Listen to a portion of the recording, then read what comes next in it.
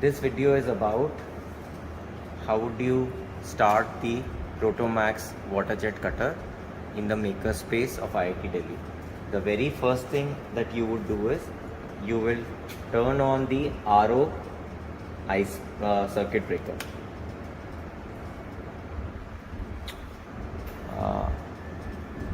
Once you do that, so that the purified water can get collected in the chiller tank. After that, you will turn on the chiller circuit breaker. Once you do that, you will turn on the main supply, and after that you would turn on the chiller and motor to the automatic mode.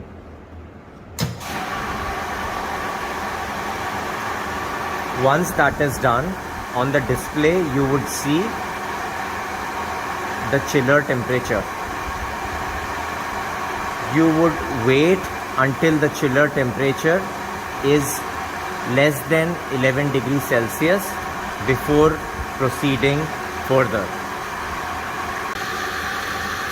So as we can see, the temperature is less than 11 degrees now. It's 7 degrees as you can see on the display. So we can now start the machine.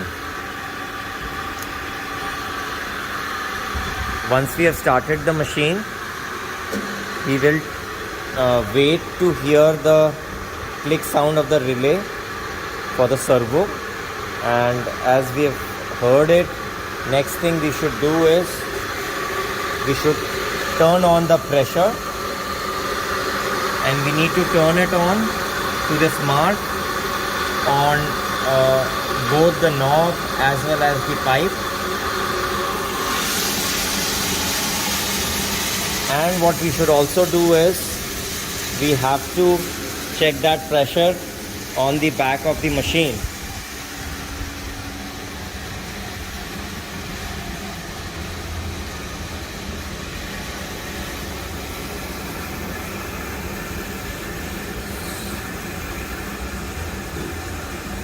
So the pressure on the back of the machine is around 45. We need it to be between 50 and 60. So we'll go back and adjust the pressure. After adjusting the pressure, now it is between 50 and 60. So we can start the machine now.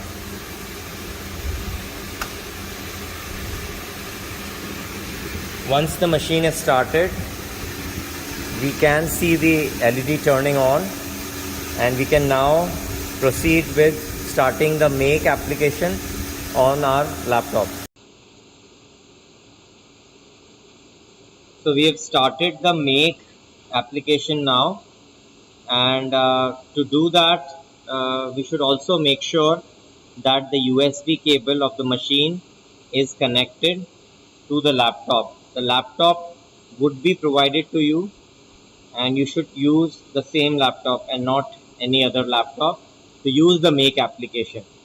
For making the toolpath and the DXF, you can install Protomax layout on your own laptop or on the laptop that is provided to you, and using that Protomax layout software, you can import the DXF or create the DXF file in that software, and then create the toolpath, and then save or post a file, a make file of the extension ORD or OMX. And once you have that ready, then you open it in Protomax Make. The video to make a Protomax layout, how to use the Protomax layout, would be shared with you otherwise in another video. So once you open Protomax Make, then you need to select your material. In this case, it is acrylic. So we need to find where acrylic is, and then you need to choose the right thickness. The thickness of the acrylic sheet that we have is 2.8 mm, and there is a tool offset default. You can just go with that. That is equal to 1 by 2 of the mixing tube diameter, and you select OK. And so we are cutting a brittle material, so we are getting a message here that we need to be more careful with that.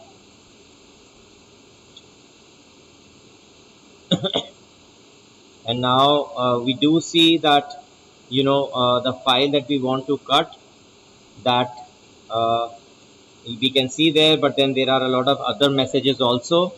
So before we press begin, we need to do certain things. We need to load our material. We need to test whether the mixing tube, nozzle, and the abrasive, whether used with the high pressure water, is it working fine. So we need to follow these instructions. So as we can see, is the water turned on? We need to make sure that there are no leaks. We need to inspect the abrasive feed tube. So we'll make sure all these things are okay, and we'll conduct these tests, and we'll make sure that the proper material and the thickness material is selected and the correct thickness is used, and we attach splash guard and set the nozzle standoff, and yeah, we do all these things. Okay.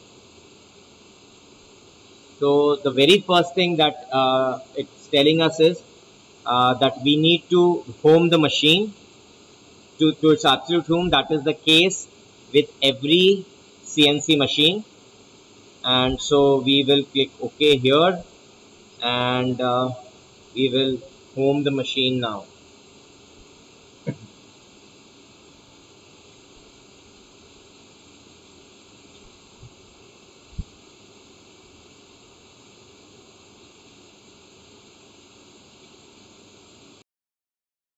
So we open the lid of the machine. We make sure we do it gently such that it is in place, and once we have done that, then we click on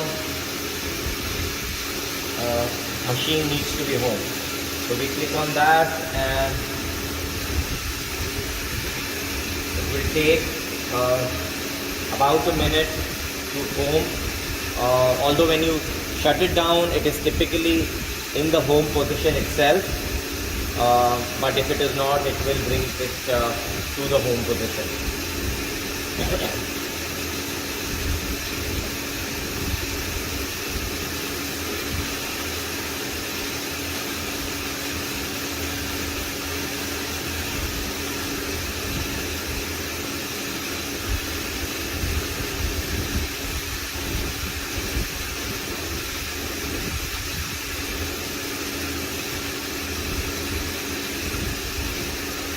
So as you can see, the homing routine has been performed, and the machine was already in the home position. That's why it did not move. The next thing we need to do is we need to connect the mixing tube, since we need to do some tests whether we're getting the mixing tube and the nozzle assembly, is it free of all the obstructions, and are we ready to cut the material. So we'll get the mixing tube from the makerspace staff, and then we will insert it within the nozzle assembly. So while we do that, we should keep our hand below so that the mixing tube doesn't go on into the catcher tank. Otherwise it will be difficult to retrieve. So once you do that, then the next thing you should do is you should tighten this. Once you have fully inserted the mixing tube, and it is gently such that it cannot go in any further, you just tighten this. Once you have tightened this enough, then the next thing that you do is you make sure that the abrasive tube is not into this, and you keep it up here.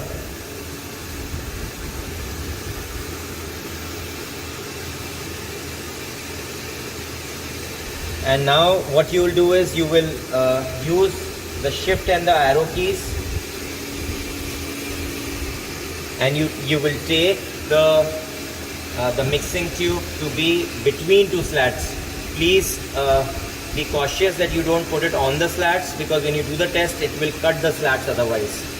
And so now that the mixing tube is in between the slats, we will do the test in the Protomax Make application. And we'll select flush plumbing, and we will close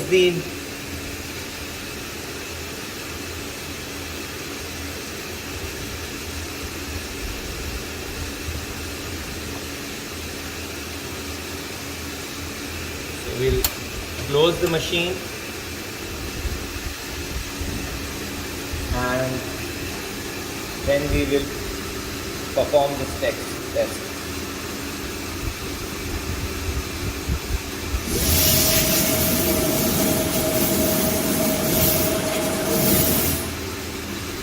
So since there doesn't seem to be any obstruction, so the next thing we will do is we will make sure that the abrasive tube is connected to the hopper and there are no bends in it, because if there is some bends or it's pinched somewhere, then the abrasive may not flow and the nozzle may get clogged. So now we will also make sure that there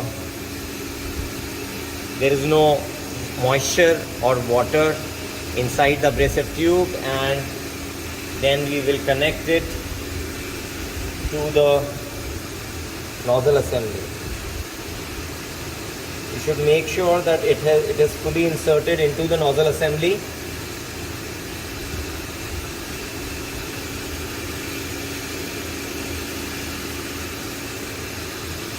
Once we have made sure, and then we have made sure that the pipe is loose, there is no pinching anywhere, then we will again now perform another test, which is to test it with the abrasive.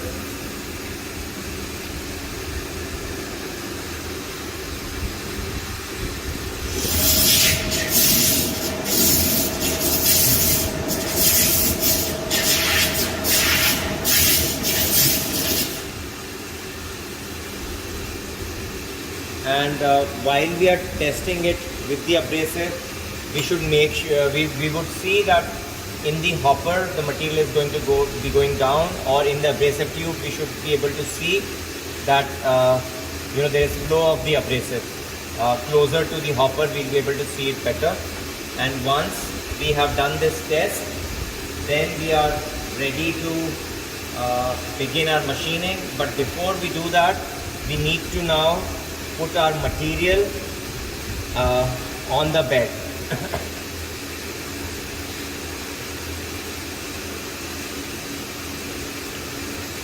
So we get our material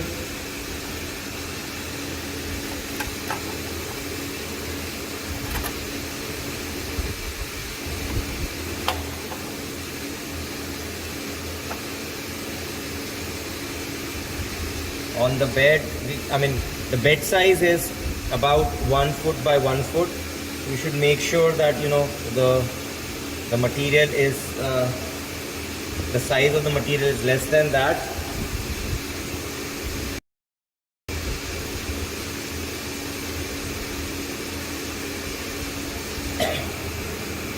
So the size of our material was bigger, so we cut it using a table saw, and now it fits the bed size. Next, what we'll do is we'll take out these clamps and then clamp our material so that it doesn't move when we are cutting it.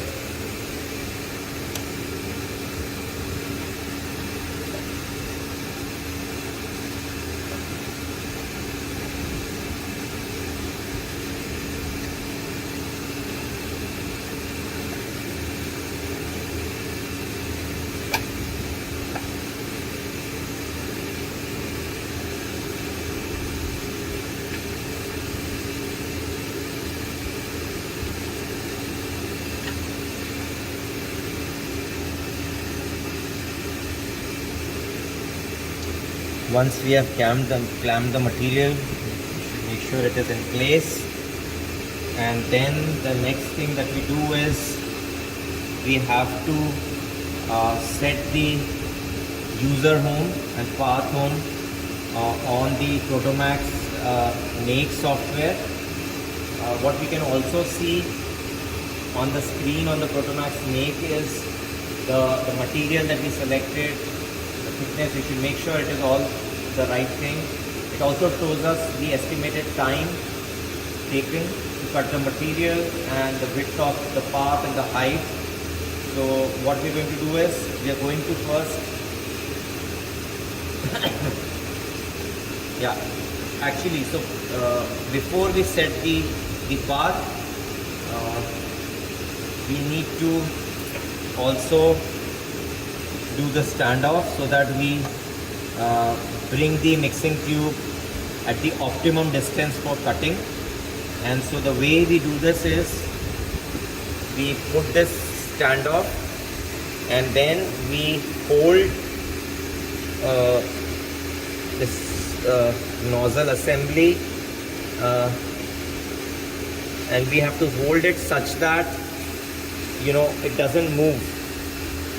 We just hold it such that we press this and then we take it all the way down. And this is like an important part. We bring it down gently such that once we bring it down gently, then we tighten this, and we should make sure that this standoff that we have, it should be able to slide under the mixing tube, but there should be some friction there. And if that is the case, then that means that we have done it properly. It shouldn't be free there. So once we have done that, then we should be setting the home. And so we should make sure once we set the home that we have enough space on our material to cut what we have. So in this particular case, it is we need about the height of about 40 mm and a width of about 60 mm. Seems adequate where we are, so we will set the user home and we will also set the path home. Once we have done that, we will click on begin machining.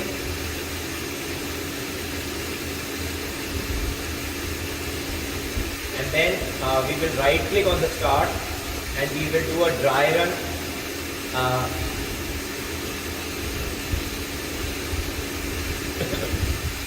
We do the dry run to make sure that it is within limits.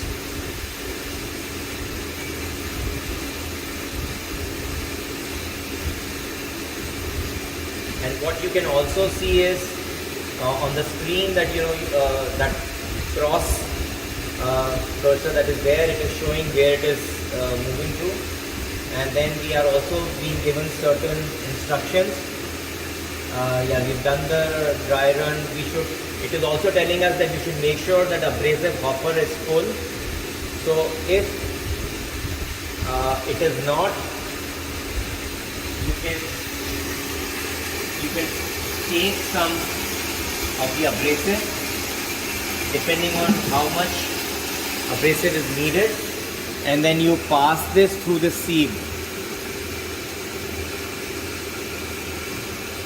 So the key thing with the abrasive is that it should always be free of moisture and there shouldn't be any impurities. Like, I think we do see one impurity getting in.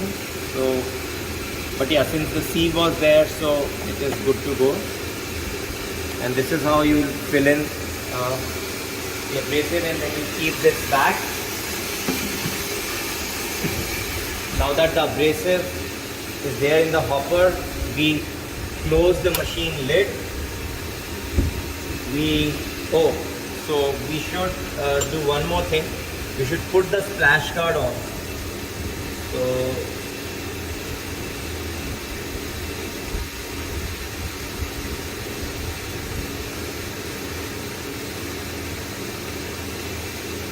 So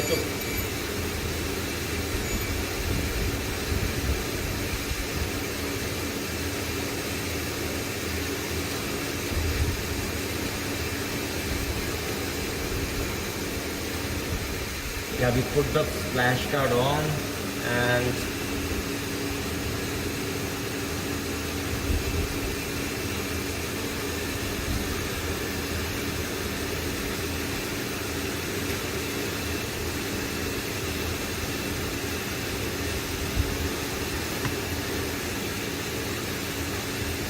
I'm just trying to make sure that it is flat, and then we take it back to the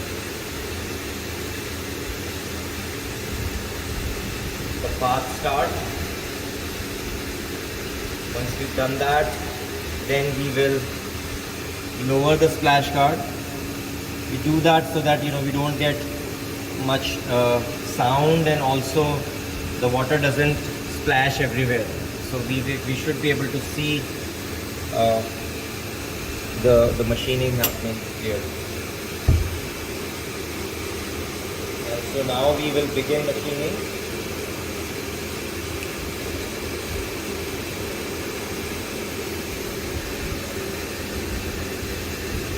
And we should make sure that when we are machining this part, we should be here all the time.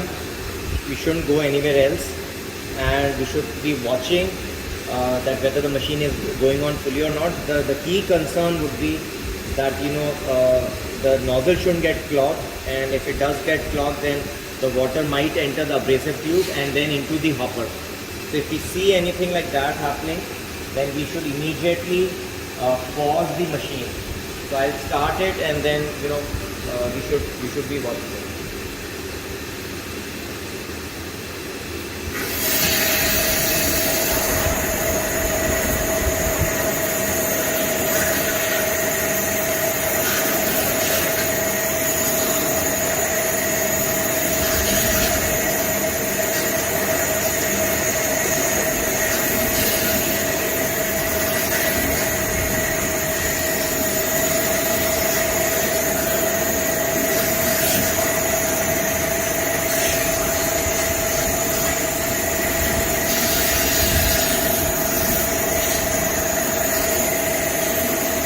Yeah, so as you can see with the crosshair cursor, where the machining is going on presently.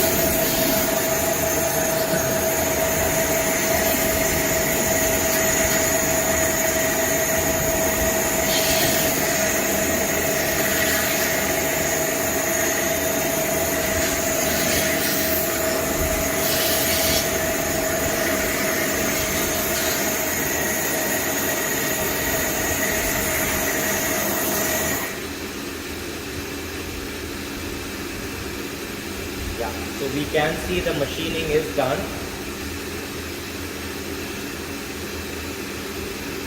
We can open it up, and we can shift this. So we should make sure that the part has cut fully, and if it hasn't, then we can take it to that spot and cut that particular part again. But it looks like that it is moving, so it looks like it has cut all right. So yeah, now the next step would be that we take this up, and we will perform the shutdown instructions. Actually, we can also remove this part, right, since it is cut. So next thing we will do is we will want to take this part out. So what we can do is we can remove the clamps. So to remove the clamp, you give pressure from here. You don't give pressure from here, otherwise it may not move. Sometimes in some cases you have got to press it here, and then so that once you do it, you will realize that. And yeah, so we will remove it, the other clamps also.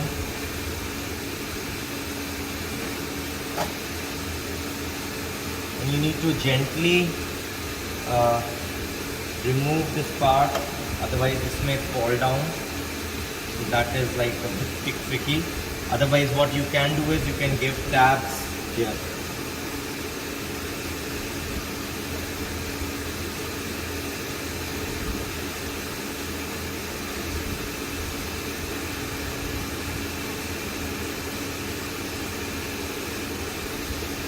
that is our part.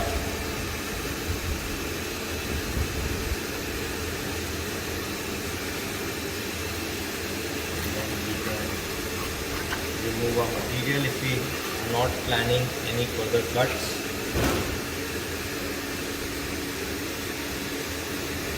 Now the next thing that we need to do is we need to take out the abrasive tube, keep it up somewhere here, and then we have to perform the flush plumbing test, and we need to keep it up here so that when it does splash, the water doesn't go into the abrasive tube.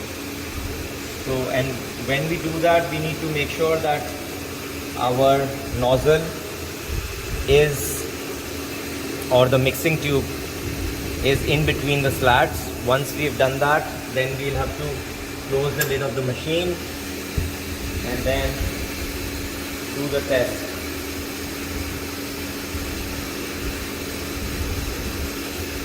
Select flush pumping and then click on next.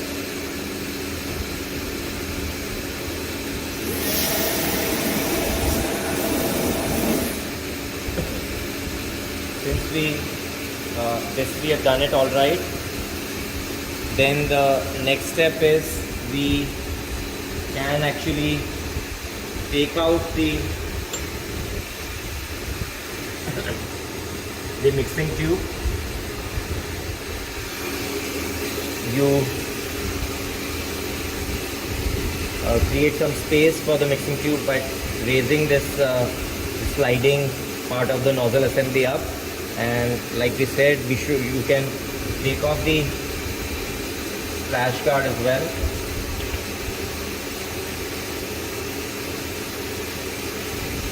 And then you should put your hand here so that it doesn't fall down, and you can like loosen the screw that tightens the mixing tube, and then you just keep it in a secure place. Once you've done that, the next step is before we shut the machine down, we should make sure that we should clean it. So by cleaning, I think we need to clean this. There shouldn't be any abrasive sand in here. We should also make sure that there is no abrasive sand in here as well. If there is, you can just take it out and then put it into the catcher tank, or you can take this out. Same way, there should not be any sand in here.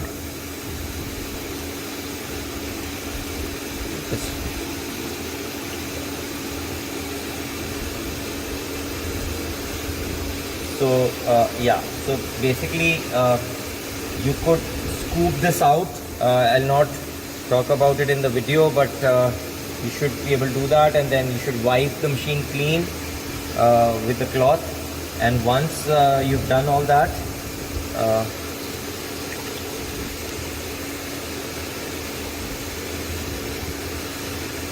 then we can close the lid of the machine, and then what we should do is we should turn off the pressure.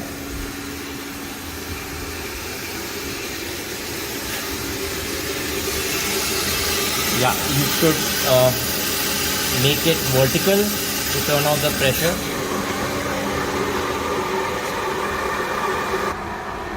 And you should go to the side of the machine where you turn it on or off, and you should just make sure that it's close to 0, which is what you will see, and then you turn off the machine, and then the light within the machine would turn off. One thing that I did forget, which we should have done, is we should have brought the machine to the the home position. And the reason why we need to do that is just so that there is no pressure on the piping. So I think we will have to turn on the machine back and do that.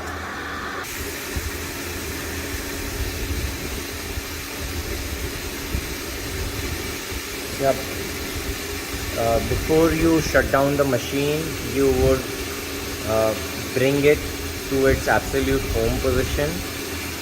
And the reason why you will do that is mainly, I think it is important to do that in the Y direction, just so that there is not enough pressure on the piping.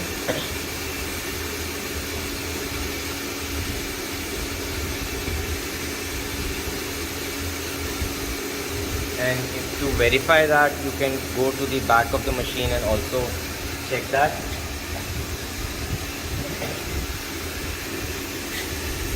And once you've done that, you can, like I said, you can turn off the pressure, you can make sure and turn off the machine, close the lid, switch off the laptop, and then perform the rest of the instructions.